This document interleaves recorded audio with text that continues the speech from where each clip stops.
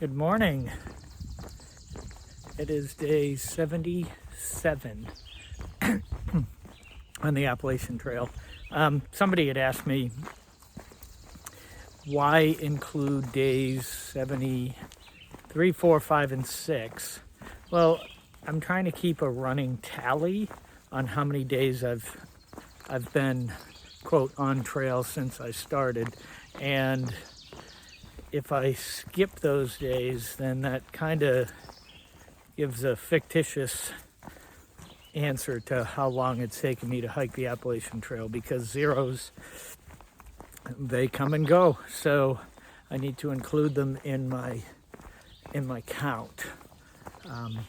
Before I get started on the talk for the day, I want to give a shout out to the class of 1984, which is my class at Boston College High School, or BC High. So shout out to all the boys who are now men, who are probably grandparents, or at least parents at this point. Shout out to you guys. There was a reunion this weekend I was unable to make. I went to my son's theater production, which was pretty awesome, and he did a great job, and all the kids at his school did a great job too, so shout out to them. But yeah, I kind of also, let's catch up. This morning I actually did my video for the last 4 days as the gear review, telling you what I'm using. But I didn't mention that I am using the Durston Kakwa 55. I continue to use that. So I want to give a kind of a brief review of this backpack, because it is extremely lightweight. But I feel like in the lightweightness, it's lost a little bit of comfort, which is expected for ultra light packs. I've tried on other people's Ospreys, the Osprey Exos, I think the 58 liter on that one. And while that's about a pound or so heavier than my backpack, it fits very well. So my thought is I'd like to see a pack that is a little more comfortable than the Kakwa for a through hike. This would be an excellent pack anywhere, but an Appalachian Trail through hike, I feel like it just needs to be a little more comfortable, because we're putting in 20-mile days, and we lose weight, and the pack fits differently than when it started, as opposed to a week-long trip. So that's my thoughts on that. I love the pack, not getting rid of it. I just wanted to make that note. I am still using the Durston X-Mid Pro 2. That is, again, an excellent tent, and it served me well. It's a two-person, so it's a wider footprint than the one-person, but I haven't had any real difficulty with it. A couple times the width was a little wider than I wanted for kind of the shape and the slant of the campsite, and I'm unsure how it's gonna be up north if campsites get smaller, and we're in the White Mountains. I know that there's some like tent pads, so it doesn't work there, but there is some adaptation that I can use. But those are my thoughts for the day. We are day 77. For people who are curious, it is actually May 21st. And sorry to drone on like this, but May 21st and day 77. So you can kind of use that as a guide. My videos are coming out about 10 to 12 days later, and I did that because I can't get internet everywhere that I go. So it gives me some breathing room to get the videos out on a regular, consistent basis.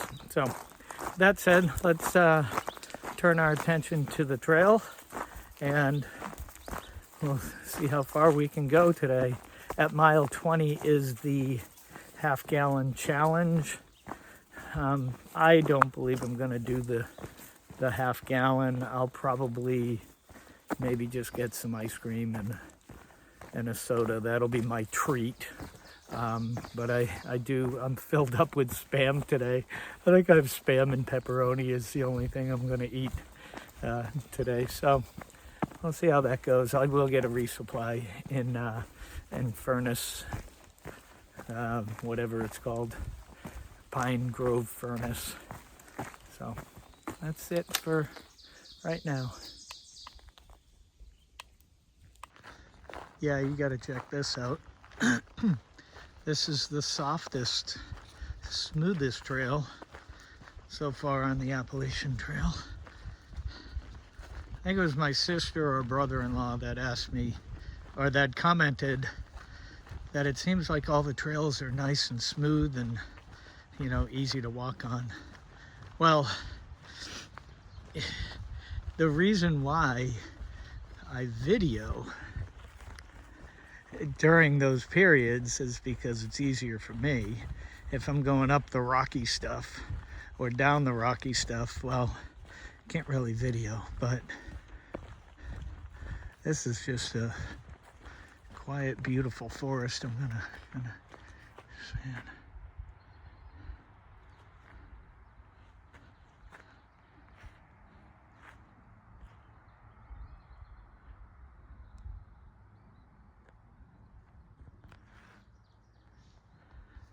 And back. So a couple things are going to happen. Hopefully I can get to the general store before it closes at 4. I didn't realize it closes at 4.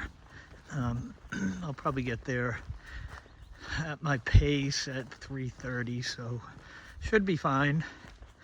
But also, I think in a few miles, yeah, I'm going to hit mile 1100, which seems too soon, but the train has been pretty forgiving at this point. So I'll show you when I find it. Well, I forgot about this. You're at the halfway point of the 2024 Appalachian Trail. That's something. I forgot about that. So, still got to keep going. That's pretty exciting. But halfway there. Wow. It's interesting because it's halfway distance. It'll be a little less than halfway time-wise. But anyhow, that's exciting. Yay! So here it is, number 1100. It's right on the trail. Did I get it? Let's see. There you go. 1100. That's good. And here is the old sign, which is 1090. Hold on. 1090.5 each direction. Every year it changes, so this is kind of the old school sign, but it's fun to see. There's you see him? That's my first rattlesnake. of the trail, and I screamed like a little girl. Actually, I whelped.